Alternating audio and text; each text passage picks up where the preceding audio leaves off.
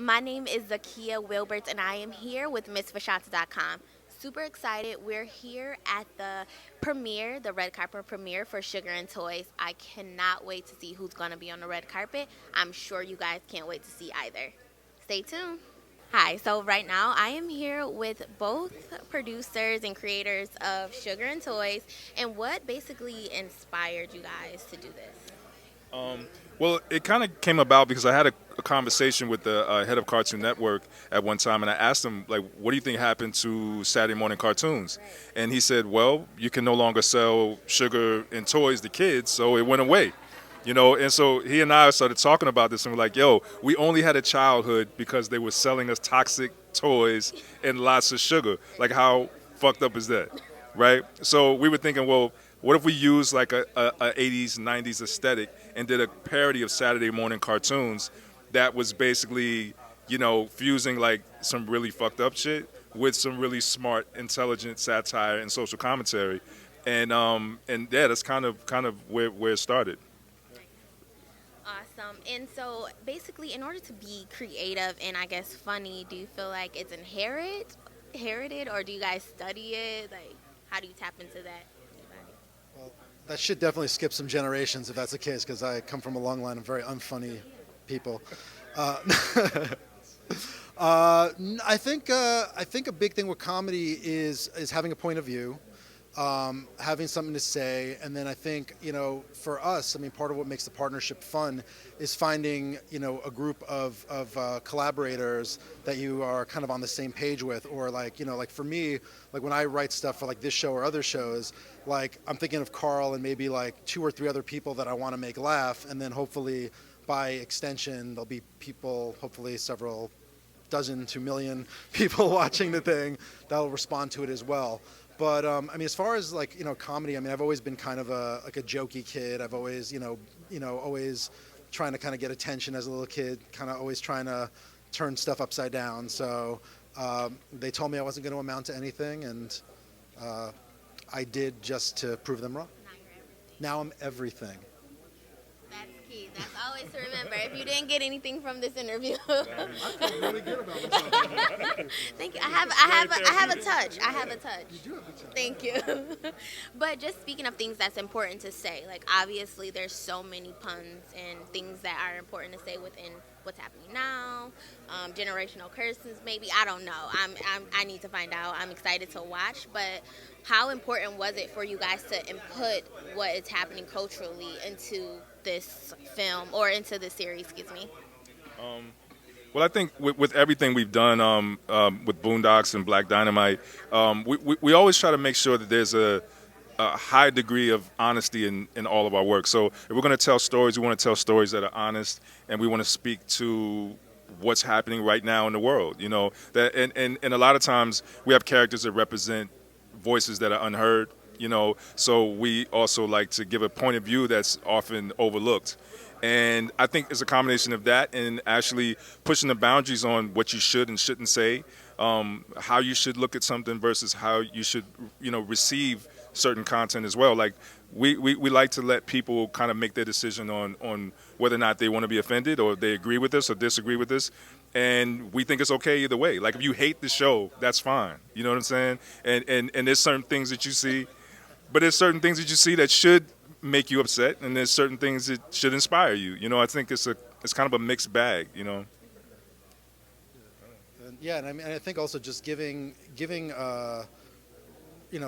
representation to different points of view, to different kinds of people, and portraying people in certain kinds of light, particularly doing like satirical stuff, doing stuff that's really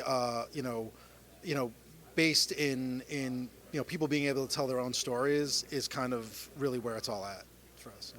For sure. And is there any characters in the film that is, like you said, characters who don't have their own voice, but like maybe someone that's in your family, someone reminds you of your uncle or sister? Like, do we see? Both of our families, our Yeah. whole family is in this. In some way or another, there's little bits and pieces. I think there's little bits and pieces of both of us and everybody that's kind of in our worlds. From our families to just close friends to even just experiences of other people that we witnessed through social media, through WorldStar, through Vlad, and you know what I mean. Like it's it's not. I guess the formula that we use is really like whatever inspires us and whatever we feel like is something. If we have an opportunity to say something that hasn't been said before, we take it. And especially if we feel like it can challenge the way that people think and the way that people look at things, then that's what is really what fuels a lot of what we do.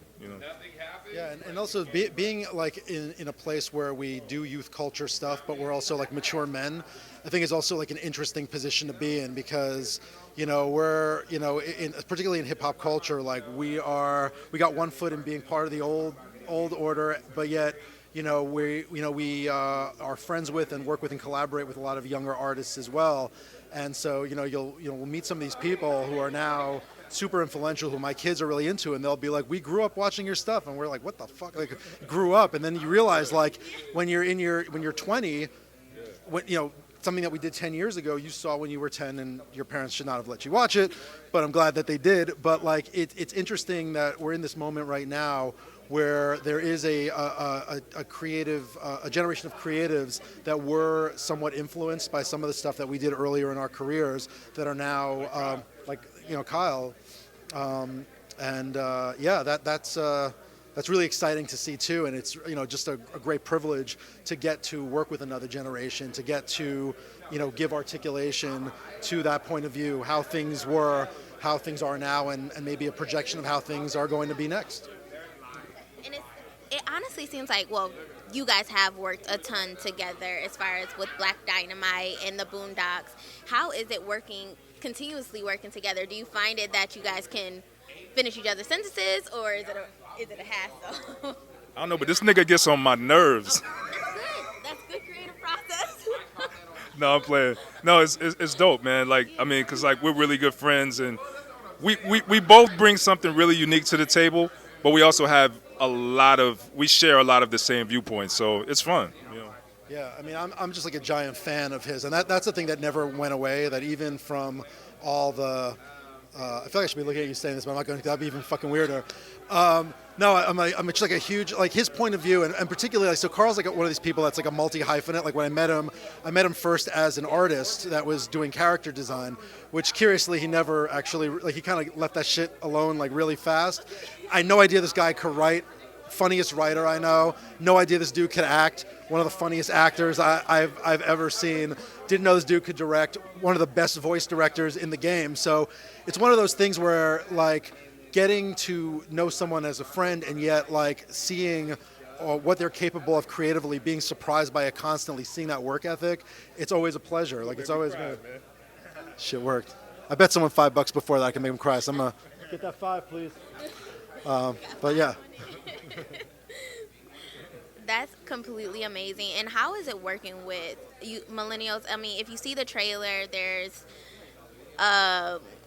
Little Yachty, like there's so many. Kyle, how is it just from like a generational standpoint? Like how do you guys as long as they clean their room, it's fine with me. I was gonna say, do you guys feel old? And I'm like, ooh, that's like No, you can say old.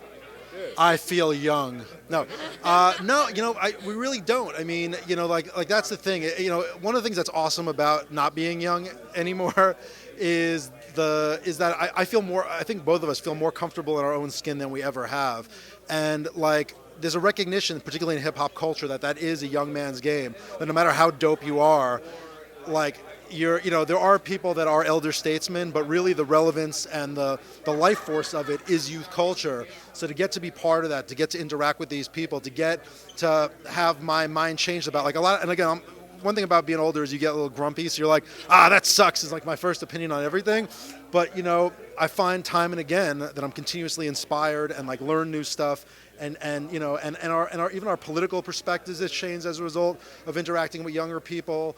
Like our consciousness has changed, and like that's a beautiful process to be part of. Yeah, and I'm a fan of like the Yachty's and the Uzi Verts, and you know what I'm saying, and Trippie Redd and Blueface, all these guys, like they're really really dope. And so like even when we poke fun at people, there's still a love there, because we got some stuff in there with Drake that he might be mad about, but we love Drake, But it's all fun, it's all love, and and I hope people I hope people really like it. Yeah. I mean, if yeah, we done. Yeah. You know, if we hate you, we're gonna go hard at you. But if we love you, we're gonna go twice as hard at you. Yes, that is the mentality to have.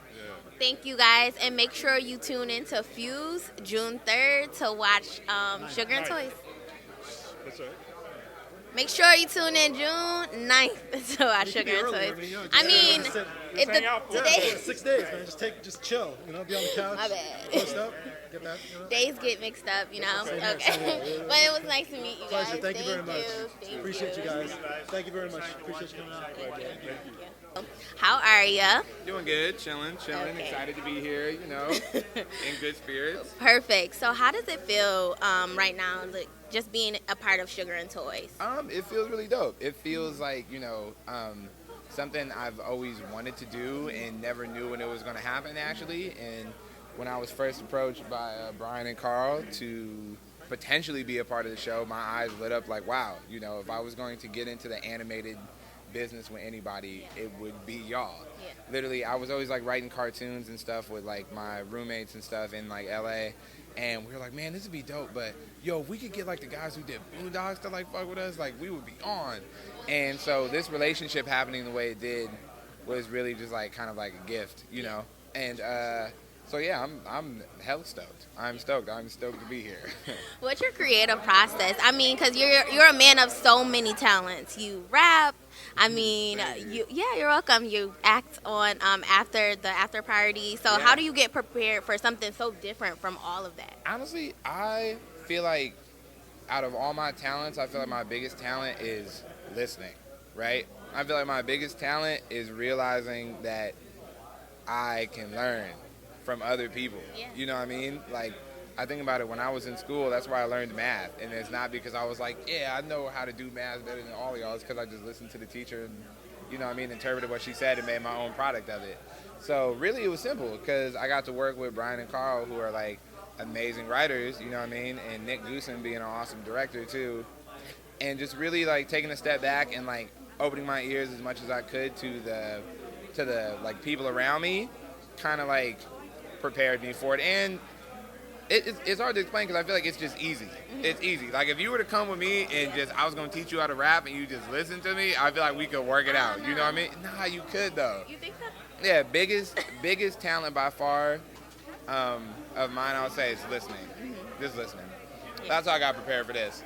Basically, they said you were amazing as far as this. What's your favorite part? Because I'm sure there's so many. You can't give us a sneak peek. But like Okay, I got you. Okay. My favorite, I would say, and I've been telling people this, my favorite scene by far is the scene I shot with this actor named Slink Johnson. Okay. He's Black Jesus. I don't know if you know Black Jesus. Yeah, Black Jesus. And we shot a scene that is so funny. I could not stop like crying the entire thing. Like literally real tears. Like I had to get tissue. I had to stop him. I had to be like, no, we got to shoot that over. Like I kept messing it up because he was so hilarious, like from beginning to end. Oh my gosh. Like that day was just so much fun. You know what I mean? Yeah, that sounds amazing. How do you get ready for the creative process? As far as like getting ready for those scenes, like how do you prepare? You know what? I always try to walk into every role with a little bit of myself there. You know what I mean? So for me, I think it's more about an energy thing. Yeah. It's more about just being like kind of in a good mood, Yeah. and then just like obviously knowing your lines, and then just like really kind of like once again listening, and just really just like hitting the beats with whoever it is I'm working with, right? And obviously I'm still fresh to like the acting game. So working with somebody, Are you fresh? yeah, I'm semi-fresh. I did theater and shit in high school. You feel me? But like, really out here, this is pretty much my second acting job. This is my second film project. Period. So, yeah, like working with somebody like Slink and like kind of like playing off of his energy and just learning through the process. You know what I mean? I feel like, yeah, I pull up with the tools of having a good attitude, hard work ethic, and quick learner. Yeah. I feel like I'm like auditioning for a job somewhere. Like I have. I am the interviewer. I work hard and I'm a quick learner. Yes. Yes. So basically, I think you got the job. I mean, I'm sure you're gonna do better than throwing up on the crowd like you did on. Yo, tell me about it. That shit was crazy. Yo, and the thing is, Wiz, we did it the first time, right? Like threw up on it, like blah. And then we tried to do it again, and he was like, "Nah, fam." It's like I'm out. Thank you. I think that was the best part. That's throughout the whole movie. That's what I seen you as the guy who threw up. That was the funniest part. Now when I walk down the street and shit, people would be like, "Bro, why you throw up on Wiz like that? He didn't even do nothing to you." And I'd be like, "Man, I didn't mean. I had to. I had no choice." Like, no, that was messed up, dog. I don't rock with you no more. Oh, well, I still rock with you, and I'm super excited for everything you have. I'm excited to see you in more, because I'm sure you will. And thanks. Oh, no, I thank like you very this. much. I like You this. know, a little Game Boy Ice. Oh. Something light, you know what I Oh. Because, I like that. I'm in my real childhood back today. Sugar and toys, people. Tune in. Tune in. Thank you.